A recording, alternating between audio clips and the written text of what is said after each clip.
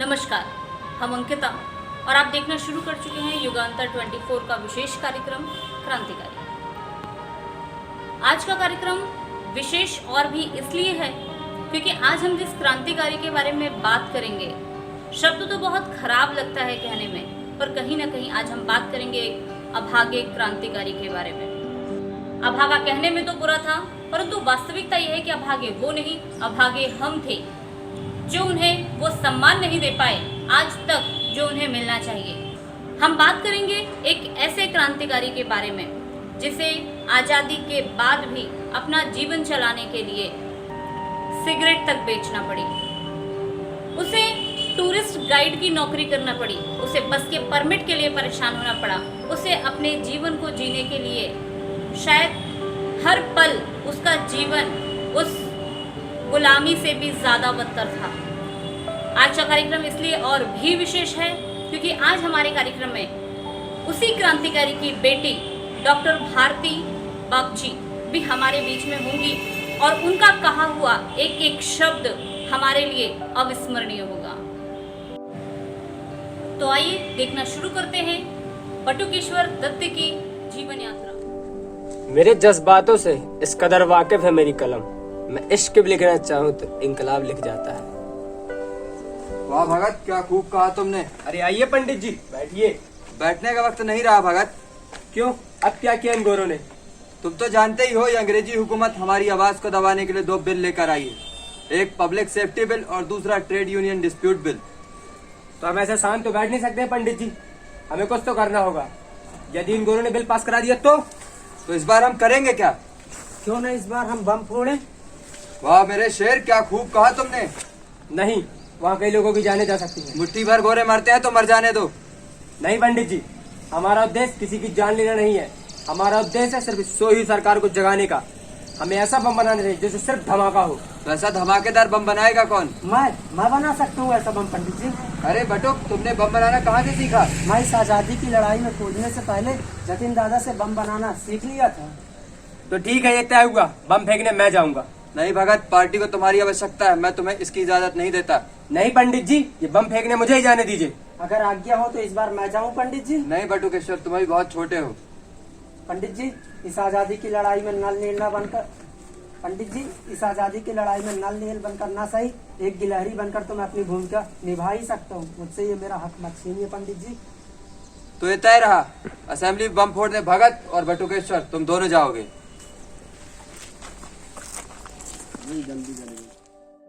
इनकलाब जिंदाबाद, इनकलाब जिंदाबाद, इनकलाब जिंदाबाद। अंग्रेजों द्वारा लाए गए पब्लिक सेफ्टी बिल और ट्रेड यूनियन डिस्प्यूट बिल के विरोध में भगत सिंह और बटुकेश्वर दत्त के फेंके हुए पर्चों ने उस कील का काम किया जिसने अंग्रेजों की हुकूमत को हिलाकर रख दिया। राजगुरु भगत सिंह और सुखदेव, इन्हें तो हम आज भी हवाओं में महसूस करते हैं, पर खो गया वो एक क्रांतिकारी जिसने उस बम को बनाया था। 1931 में हुई फांसी ने भगत सिंह को तो अमर कर दिया, पर बटुकेश्वर की जिंदगी काले पानी से ज्यादा खौफनाक थी। 18 नवंबर 1918 को जन्मे बटुकेश्वर दत्त को फांसी तो नहीं हुई, पर हुई एक ऐसी सजा जो फांसी से भी ज्यादा बदतर। अंग्रेजों की यातनाएं थी जो घटने का नाम नहीं ले रही थी, बल्कि दिन ब दिन बढ़ती जा रही थी।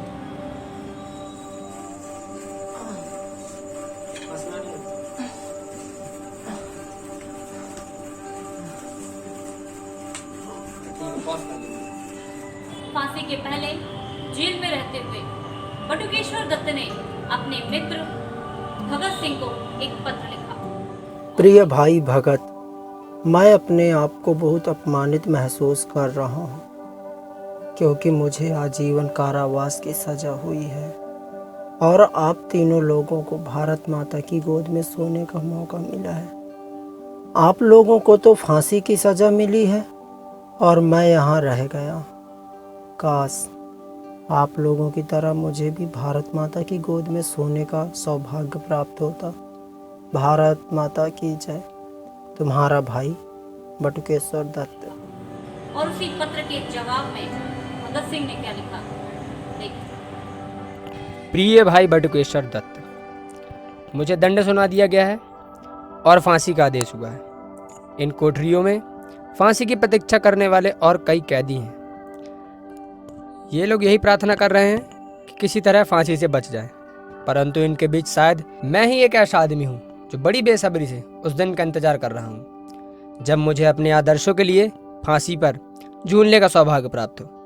मैं खुशी के साथ फांसी के तख्ते पर चढ़कर दुनिया को यह दिखा दूंगा कि क्रांतिकारी अपने आदर्शों के लिए कितनी वीरता से बलिदान दे सकता है। तुम्हें आजीवन कारावास का दंड मिला है। तुम्हें जीवित रहकर दुनिया को यह दिखा देना है कि क्रांतिकारी अपने आदर्शों के लिए मर ही नहीं सकता, बल्कि जीवित रहकर हर मुश्किल का सामना कर सकता है। इंकलाब जिंदाबाद। तुम्हारा प्रिय भाई भगत।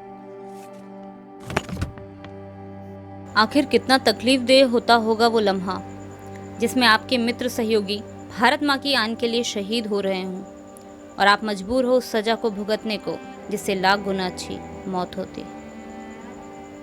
वक्त था 1947 का। भारत की फिजाओं में लहरा रहा था तिरंगा और एक नई सुबह जगी थी। 200 सालों की गुलामी के बाद पूरा देश आजाद था, पर आज भी कोई था जो आजाद नहीं हो पाया, जो आज भी गुलामी में था, और वो थे बटुकेश्वर दत्त। और वो गुलामी थी, पर आज भी गुलाम था एक ऐसा क्रांतिकारी जिसे कई बार अपनी जिंदगी की कीमत चुकानी पड़ी थी। आजादी के बाद बटुकेश्वर को जेल ने तो आजाद कर दिया, पर घेर लिया दुनियादारी ने। आजादी के बाद जेल से रिहा होकर बटुकेश्वर दत्त का विवाह हुआ आसनसोल की अंजलि से, और फिर शुरू हुआ एक नया संघर्ष, जीवन का संघर्ष। और जीविकोपार्जन के लिए बटुकेश्वर दत्त को जिन कामों को करना पड़ा वो सोचकर भी हम सिहर जाते हैं। बटुकेश्वर दत्त जैसा क्रांतिकारी जिसे भगत सिंह के साथ बम फोड़ा हो, आज वो दर दर भटक रहा था अपने जीवन के संघर्ष को पूरा करने के लिए।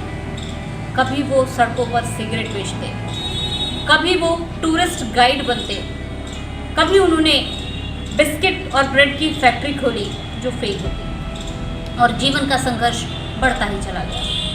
एक दिन यूं ही चलते चलते रुके और सोचने लगे,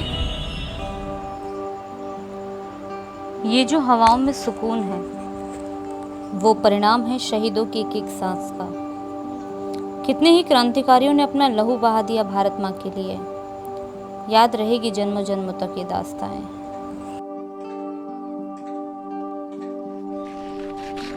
अंकल आप क्या सोच रहे हो? कुछ नहीं बेटा, यूं ही। चलो। अच्छा सुनो, गांधी जी को जानते हो? हाँ। वाह। उन्हीं ने हमें आजादी दिलाई। और भगत सिंह आजाद को? नहीं, ये कौन है? छुट्टी भी नहीं मिलती। चलो ठीक है बेटा, जाओ। ये वही दंश था जिसने क्रांतिकारियों के अस्तित्व को धूमिल कर दिया। बटुकेश्वर सोचने लगे, जो लोग भगत सिंह आजाद को नहीं जानते वो मुझे कैसे याद रखेंगे। क्या लोग भूल गए वो जलियांवाला बाग? क्या लोग भूल गए वो 114 दिन की भूख हड़ताल? क्या लोग भूल गए वो उन शहीदों की शहादत? जब लोग उन शहीदों को नहीं याद रखते तो जिंदा को कौन याद रखेगा? जीवन सिर्फ यादों से ही नहीं जिया जाता, उसके लिए प्रयत्न भी करने पड़ते हैं। आजादी के बाद जब बटुकेश्वर दत्त अपने जीवन के संघर्ष में थे, तब एक ऐसी घटना घटी जिसके लिए राजेंद्र प्रसाद जी को भी उनसे माफी मांगनी पड़ी।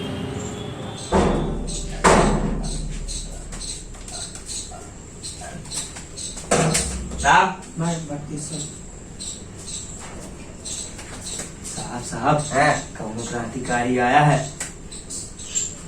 अबे आजादी के बाद तो हर दूसरा आदमी अपने आप को क्रांतिकारी बोलता है। ये देख कछु दाम का चलाया है कि नहीं? देख के तो लगता नहीं कछु लाया है। जल लेके आ। चलो साहब नमस्कार। अरे नमस्कार। मैं बटुकेश्वर साहब आपसे बस का परमिट लेने आया हूँ। अरे भाई कोई नेता मंत्री हो क्या? मैं क्रांतिकारी हूँ साहब। ये देखो पेपर में मेरा फोटो छपा है। मैंने भगत सिंह के साथ असेंबली में बम फोड़ा था। अरे चल देख ले, चल चल।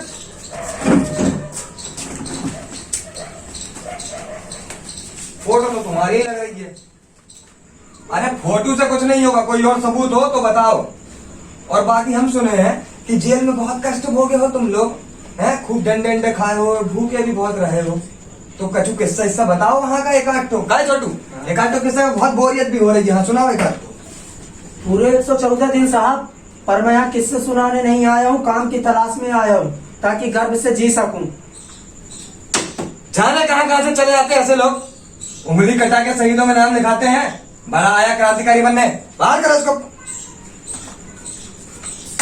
चलो बाहर निकलो, चलो। शर्म आना चाहिए तुम जैसे लोगों को, जो भूल गए उन क्रांतिकारियों को जो अपनी जान देकर इस देश को आजाद कराए। हम अपने वसूलों से नहीं डिगे, तभी आज यहाँ खुली हवा में सांस ले रहे हो, और क्या सोचकर ये शहीदों का अपमान कर रहे हो। शर्म आनी चाहिए तुम्हें। तूने बाहर नहीं किया इनको, बाहर करो इनको। चलिए। बटुकेश्वर दत्त को भगत सिंह जी की मां उतना ही स्नेह करती थी जितना कि भगत सिंह जी को। ये बात उसी से समझ में आती है कि जब भगत सिंह जी ने एक पत्र अपनी मां के नाम लिखा, तब उन्होंने लिखा कि माँ, मैं तो इस भारत माता के लिए इस जन्म में शहीद होने जा रहा हूँ, पर माँ तेरे लिए मैं अपना एक अंश छोड़कर जा रहा हूँ, और वो अंश है बटुकेश्वर दत्त। कई सालों बाद जब बटुकेश्वर दत्त ने सुना कि भगत सिंह की माँ विद्यावती जिंदा है, अंदर जैसे ममत्व को लेकर हिलोर जाग गया, और उन्होंने प्रण किया कि वो माँ विद्यावती से मिलने जाएंगे। और उस समय जो हुआ वो अविस्मरणीय है। जैसे ही बटुकेश्वर विद्यावती जी के सामने पहुंचे, सन्नाटा पसर गया और दोनों की आंखों से आंसू बहने लगे, और आंसू भी ऐसे जैसे सदियों से बिछड़े हुए एक माँ और बेटा आज मिले हों।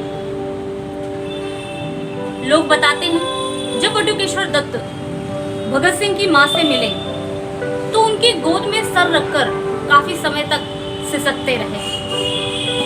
माँ का वो प्रेम और एक बेटे की जो अभिलाषाएं थी वो अद्भुत ही थी। वो माँ का प्रेम ही था जिसने इतने सालों बाद भी बटुकेश्वर को बटू बना रखा था। गोद में सिसकते हुए बटुकेश्वर खो गए उन यादों में जो उनकी और भगत सिंह की यादें थी। आजादी के बाद हर शहर में भगत सिंह, सुखदेव और राजगुरु की मूर्ति लगाई गई और भुला दिया गया वो अभागा क्रांतिकारी। आखिर 1931 में भगत सिंह को फांसी हो गई और 1938 में टीबी की बीमारी को चलते बटुकेश्वर दत्त को जेल से आजाद कर दिया गया। जेल से आजाद कर देने के बाद भी जो गुलामी थी उसने उनका पीछा नहीं छोड़ा था, और सिर्फ गुलामी ही नहीं, अब तो कई बीमारियां भी थी जो उनसे आ गई।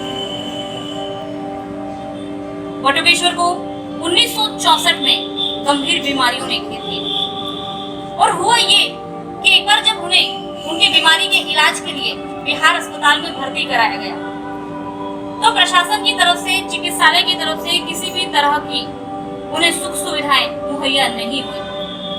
और जब ये सुख सुविधाएं मुहैया नहीं हो पा रही थी तो उनके एक मित्र ने, तब उनके मित्र चमन लाल ने एक लेख लिखकर ये सवाल उठाया, क्या बटुकेश्वर जैसे क्रांतिकारी को इस भारत में पैदा होना चाहिए? इस लेख का ये असर हुआ कि पंजाब सरकार के द्वारा बिहार सरकार को 1000 रुपए की राशि और एक पत्र भेजा गया कि यदि आप उनका इलाज नहीं करवा पा रहे हैं तो हमें बता दीजिए, हम उनका अच्छे से अच्छे स्थानों पर इलाज करवा लेंगे। और इसी बात को सुनकर सरकार सत्ते में आई और आनन फानन में उन्हें दिल्ली एम्स में ले जाया गया।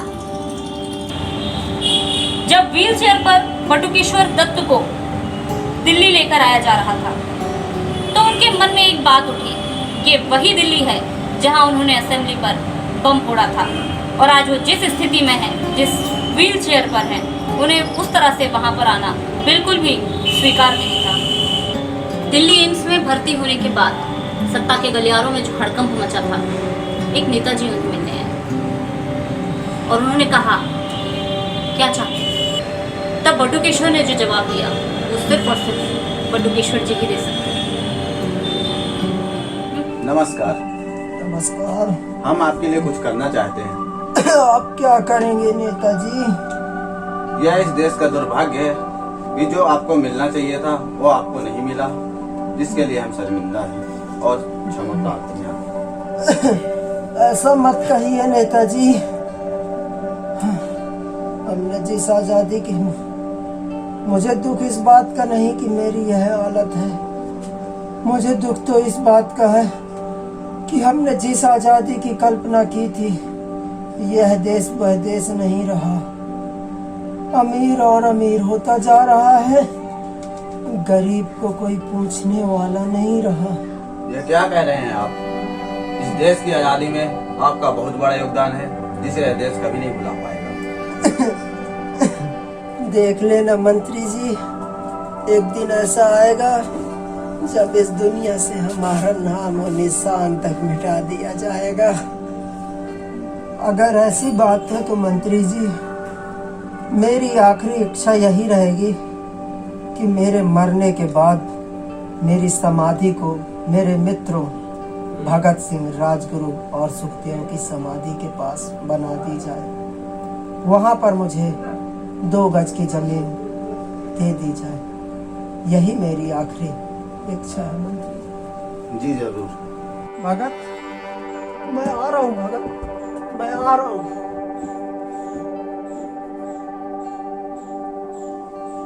तो आइए अब हम सुनते हैं एक बेटी का अपने पिता को पत्र। डॉक्टर भारती दत्त बागची, बटुकेश्वर दत्त की इकलौती बेटी, जिन्होंने युगांतर 24 के इस कार्यक्रम के लिए विशेष तौर पर एक पत्र अपने पिता के लिए लिखा है, जो हम सभी देशवासियों के लिए बहुत ही अमूल्य है। युगांतर 24 भारती जी को बहुत बहुत धन्यवाद प्रेषित करता है और गर्व करता है कि हमारे देश के एक ऐसे क्रांतिकारी की बेटी आज हमारे बीच में उपस्थित है। 20 जुलाई, मुझे आज भी 55 साल पुरानी वो रात की तस्वीर पूरी तरह याद आती है। कई दिनों से पिताजी बटुकेश्वर दत्त बेहोशी की अवस्था में थे। 19 जुलाई की रात मैं उनके पैरों के पास एम्स में बैठी थी। स्वाधीनता संग्राम के एक वीर नायक, भगत सिंह के सहनायक, असेंबली बम कांड के महानायक, क्रांति की लहर को पूरे देश में दूर दूर तक पहुंचाने वाले 20 जुलाई की रात 1:55 पर मैंने स्तब्ध होते देखा। मेरे चारों तरफ अंधेरा छा गया था। मुझे एक अद्भुत अनुभूति होने लगी कि मैं अकेली हो गई। मानो विश्वास ही नहीं हो रहा था। स्थिर निष्पलक दृष्टि से मैं पिताजी की पार्थिव शरीर को निहार रही थी कि एकाएक मुझे याद आया पिताजी की कही हुई बातें। पिताजी मुझे अक्सर सुनाया करते थे कि भगत सिंह का कहना था कि बटू, तुम जिंदा रहकर दुनिया को ये बता दोगे कि क्रांतिकारी के केवल मरना ही नहीं जानते, बल्कि जीवित रहकर सारे कष्टों को झेलना भी जानते। और यही हुआ पिताजी के साथ। आजीवन कारावास के बाद, काला पानी के कैद को झेलने के बाद भी स्वतंत्र भारत में अपनी जीविका उपार्जन के लिए तकलीफ झेलनी पड़ी, क्योंकि वो स्वतंत्रता के बाद भी बिहार के पटना में नज़रबंद थे, यहाँ से बाहर नहीं जा सकते थे। मुझे उस दिन की याद झकझोर देती है जिस दिन पिताजी को पटना से एम्स में भर्ती कराने लाया गया और उन्होंने दिल्ली उतरते ही कहा, मैं स्वप्न में भी नहीं सोचा था कि मैं यहाँ उसी दिल्ली में जहाँ मैंने बम फेंका था, एक अपाहिज की तरह स्ट्रेचर पर डालकर लाया जाऊँगा। हमें सुनाते थे वो कैसे फ्रेंच क्रांति, रूसी क्रांति, आयरिश क्रांति के प्रभावित थे। कार्ल मार्क्स की किताबों को उन्होंने गहन अध्ययन किया। दूसरे तरफ विवेकानंद की वाणी एवं वंदे मातरम मूवमेंट, औरोबिंदो, तिलक, गोखले के क्रांतिकारी विचारधाराओं से भी काफ़ी प्रभावित थे। उनका कहना था, जाति, परिवार, धर्म आदि से ऊपर उठकर समाज के लिए और देश के लिए चिंता करो। इसमें एक अद्भुत आनंद का एहसास होता है। लोगों के मन में क्रांतिकारियों के बारे में एक और भ्रांति आती है कि वो बहुत कठोर हृदय के होते हैं, उनमें भावुकता की कमी होती है। किंतु हमने पिताजी को नज़दीक से देखा, बहुत संवेदनशील थे वो, और वहीं से उन्हें जीवन दर्शन का ज्ञान मिला, जीवन की चरम सत्य मृत्यु की पहचान हुई। एकाग्रता, सहानुभूति, सहनशीलता, सेवा भाव, मानव प्रेम से ओतप्रोत एक क्रांतिकारी पिता की बेटी होने का मुझे गर्व है। मुझे सिर्फ 14 साल मिले पिताजी के सानिध्य में रहने का, और उस छोटी सी अवधि में मैंने बटुकेश्वर दत्त को एक विवेकशील, विचारशील, सहनशील, ज्ञानी, अनुभवी पिता के रूप में पाया। इन्हीं चिंताओं में मैं डूबी हुई थी। साथ में मेरी माँ थी और माता विद्यावती, भगत सिंह की माँ। भगत सिंह की माँ सारी रात बटू के सिर पर हाथ फेर कर बैठी रहती थी। मैं नहीं भूल सकती उनकी आंखों में वो प्यार, वो वात्सल्य और बटू को खोने का दर्द, वो व्यथा। अंतिम इच्छा के अनुसार, बटुकेश्वर के मांग के अनुसार, तत्कालीन पंजाब मुख्यमंत्री श्री रामकिशन जी ने उन्हें अपने अभिन्न संगी भगत सिंह के पास पहुंचाने का निर्णय लिया। एक स्पेशल ट्रेन की व्यवस्था की गई और उसमें जाते समय हमने सुना, हर स्टेशन पर गाड़ी रुकती थी और हमने इनकलाब जिंदाबाद का नारा, जो भगत सिंह और दत्त के द्वारा सर्वप्रथम संसद परिसर में लगाया गया था, गूंज रहा था।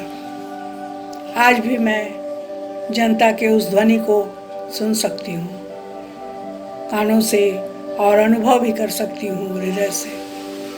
आज इतने सालों बाद जब मैं 1965 के 19 जुलाई की रात को, उस क्षण को याद करती हूँ, मैं उसे छू लेती हूँ, तो मुझे गर्व की अनुभूति होती है कि आज की तारीख में पूरे भारतवर्ष में बटुकेश्वर दत्त का नाम गूंज रहा है।